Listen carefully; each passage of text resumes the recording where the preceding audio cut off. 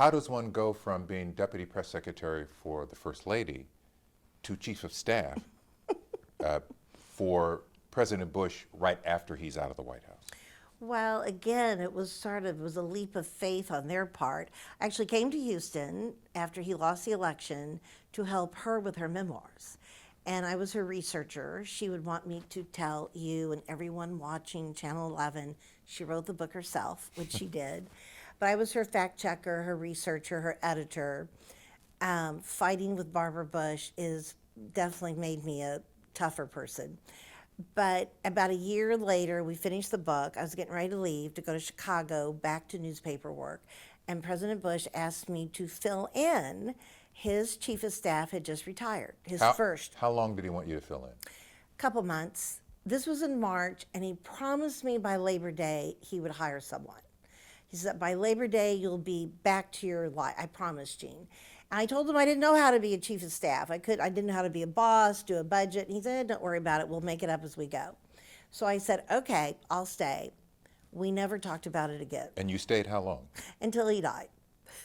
I was in charge of his funeral. I was his chief of staff for almost 25 years. It was the best job in America. Why? Because both of them were such incredible people. It was one of those jobs you went home every single night feeling really good about what you did that day. They gave back to the community. They gave back. They were points of light. We got involved in so many great causes, and they were fun. He was exhausting, but he was fun. I'm picturing this farm girl from Missouri working in the White House. Did you pinch yourself? It was surreal. And whenever I would go home, my hometown was 311 people. My high school graduating class was 57 people. And here you are in the White House. It was surreal. And I could never really explain to the Bushes or the people I knew at the White House where I was from. They didn't understand. I remember when my dad died. My dad died 6 weeks before 9/11. And I live in the middle of nowhere in Missouri. I live in farm, like halfway between St. Louis and Kansas City. And God loved President Bush called me and said, Jean, I'm coming to your father's funeral. And I said, oh, no, you're not. Why? Oh, Lynn, it was the thought that counted. But getting him there would have been a nightmare. Okay, this because you know how this works. I know how this works. Getting him, the logistics of it would have been a nightmare. It touched my heart that he wanted to come, but I'm like, no. And my family has never forgiven me. So help me tell the audience, what does a chief of staff do? I got that question a lot from even family and friends. You do just about everything. You're sort of in charge of his life and getting everything he's involved in and wants to do. Point of contact. When he was the chairman of the board at MD Anderson, I was the point of contact for MD Anderson. I oversaw partially the building of his library in the Bush School, organized a lot of big events, the commissioning of his aircraft carrier. I was in charge of his funeral, quite frankly, but had a wonderful team, wonderful staff here, and we had a scheduler, a logistics person. Of course, Mrs. Bush had her own aide. He had an aide. He had a secretary. But there was 8 of us, 2 of whom worked part-time. And it was a lot of work to keep up with him because he was one high-energy person. But basically, he would come in. I say the scariest words the man would ever say to me was, Jean, I have an idea. I saw that in your book. And it was usually 7 o'clock in the morning. He would have had 2 pots of coffee, read 4 newspapers. Wait a minute, 2 pots? Yeah, he got up at 5 and drank coffee and read newspapers, and he would come in ready to hit the ground running. I would try to get here at least a half hour before him. But I cannot tell you how many mornings started with him sitting down in my office or him bringing me in here to his office saying, Jean, I have an idea. and I would start saying Hail Marys under my breath. And sometimes it would be, do you want to go let's go get pizza at Fuzzy's for lunch. That was his favorite pizza place. It's just down the street. That was his idea. I'd be like, oh, thank God. But one morning, it was, I want to start jumping out of airplanes. I think I haven't parachuted since I was shot down in World War II. I would like to parachute again. So how old was he when he said this to you? He was in his late 70s. The next time he jumped, between 20 years old, September 2nd, 1944, when he had to parachute out of his plane after it was shot down, he jumped in 1997, so he would have been 73, 74. Did the president say why he wanted to jump out of an airplane? He did. At that age? He did. He said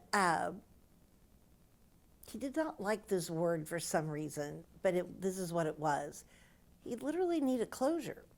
The only time he had parachuted was when he was being shot at. His 2 crew members died. They did not survive that crash, and he had banged his head on the side of his plane, and he was scared to death. He was a scared 20-year-old, and he said his whole life he had thought about, I need a do-over on jumping out of a plane.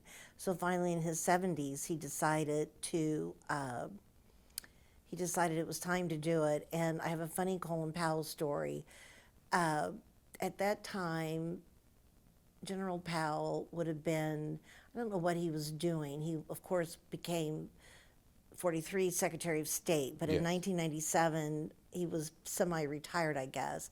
But he had been, under President Bush, he had been Defense Secretary? Well, no, chairman? not Defense Secretary, Chairman of the Joint Chiefs. But so President Bush, we reached out, he ended up jumping with the Army's Golden Knights, and I found them, you don't want to know, it's a long story, but General Powell called President Bush and said, Mr. President, I'm getting very concerned phone calls from the Pentagon, and I have been asked to call you to try to talk you out of this crazy idea. The Pentagon is terrified that you're going to jump out of a plane. And what did he say? I'll be fine, Colin. He loved it. He said, yeah, I'm jumping. Do you want to come? You want to jump with me? I was sitting here when the poor General Powell was like, please don't do this. He like, no, I'm doing this. So I have to ask you, Jean, how many times did he do this? Oh gosh, that's a great question. So he was in his 70s. We know he kept doing it. Oh yes, he jumped into Minute Maid Park on his 80th. Well, no, actually, his 80th birthday party was at Minute Maid Park. He jumped the next day at the library. His last jump was on his 90th birthday, and he was already in a wheelchair with Parkinson's disease. Who signed off on that? Did Barbara say it's okay? Okay, that's such a brilliant question. Did you read this in the book? Yeah, you read this in the book. I tried to stop it. I called his oldest son, and I said, Mr. President, your father's jumping on his 90th birthday. You need to stop this. And he said, what are you afraid of, Jean? And I said, well, what do you think? I'm afraid he's going to die. And he said, you know what? Don't do this to him. Don't take this away from him. Anyway, Mrs. Bush tried to shut it down. She was furious. And by this time, both George Bushes were in Maine. He did this, his birthday's June 12th, so we were in Maine. And they sent me in to talk to her. So then they were going to send in poor Mike Elliott, who was his jump master. He's the one who he tandem jumped with. So poor Mike is going to go in and talk to her. But I went in first to the bedroom where she was, and she looked out the window and she could see her husband, her oldest son, the former president, once the 2 most powerful men in the world. Poor Mike Elliott, he by that time he was a retired Golden Knight, and he said, I do not want to talk to them. I don't want to see him. I don't want to talk to him. I know how this is going to end. I know he's going to jump, so let him jump. And her big line was he was going to jump into the front lawn of their church in Maine, St. Anne's Church. And she said, here's the deal. If he dies when he lands, we're going to carry him in the church and just have the funeral. You did not say that. Yes, she did. She said, if he dies when he lands, we're just going to carry him in and we're going to have the funeral right there, Jean. So let me back up for a second. President Bush needed closure. That's why he jumped in his 70s because of what happened during Right. World War II. Yes. Why did he keep doing it? Why did he keep doing it? Because he loved it. He said it was just heaven. He loved it. He loved Paris. He said it was so quiet and peaceful. He just found it magical. You had written one book about George H.W. Bush. Yes. Why did you write this one? I would so love to tell you that it was my idea because it was a brilliant idea. So I wrote a book called The Man I Knew, which was the 25 years I was his chief of staff. And the book ended with his dying. It ends with his funeral and all his eulogies, and that's the end of the book. So I'm having lunch with my editor in New York a couple of years ago. I had a couple of new book ideas that I was pitching to him. And he said, yeah, later. He said, I want another book from you about George H.W. Bush. He said, I don't think we're done with him. And I looked at him and I said, you do remember he died at the end of the last book. I'm thinking, where are we going with this?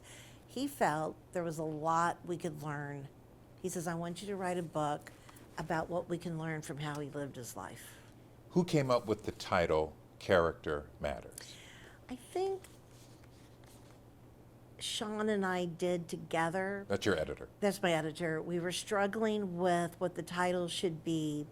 And somebody, boy, I can't remember, somebody wrote an essay for the book. So the book is a series of essays. I reached out to all the people who knew him best. It's a long list. It's a long list. It's more people than I thought would submit an essay, but it was a good problem to have. Somebody used that term in the book, in their essay, and I sent it to Sean, and I said, I think the title's in this essay. And he emailed me back and he said, Character Matters. That's it. What is the message of this book? What did you hope to accomplish with the book?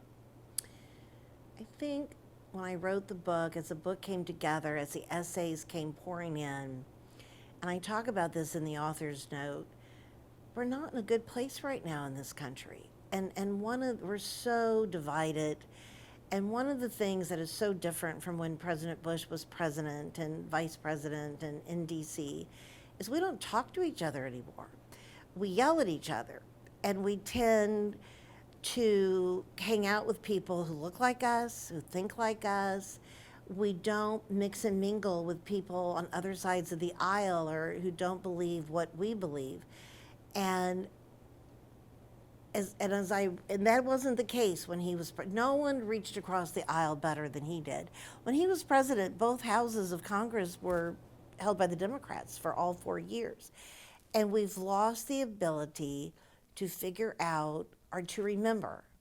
He used to say this a lot. What unites us is more powerful than what divides us.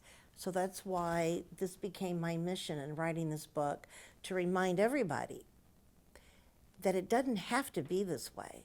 It didn't used to be this way. You explained the why. Do you think people will listen to the message in this book? Oh, that's such a great Will question. they get it? Will it matter?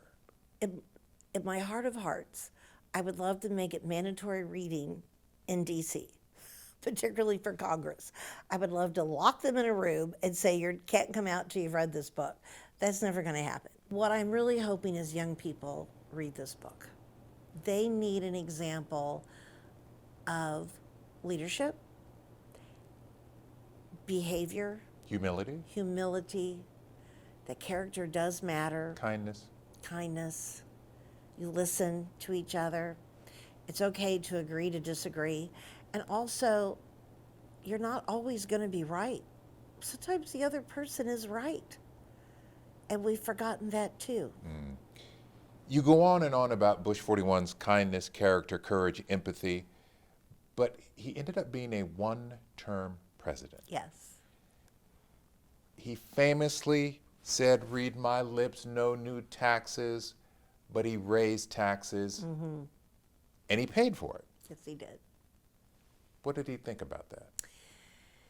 Well, you brought up one of the most important parts of the book, the essay about the 1990 budget deal. President Bush literally wrote in his diary, it was a couple weeks before the bill passed, but he had met with his economic team, The Democrats were saying, we will not cut spending unless you raise taxes. Unless you do this, we won't do this. And his economic team is telling him, we've got to balance the budget. And he wrote in his diary, he says, and he agreed with them. Let's start the negotiations, and we'll do a little bit of both. We're going to raise a little bit of taxes, we're going to cut. And he wrote in his diary, I probably just made myself a one-term president, but I know it's what's right for the country.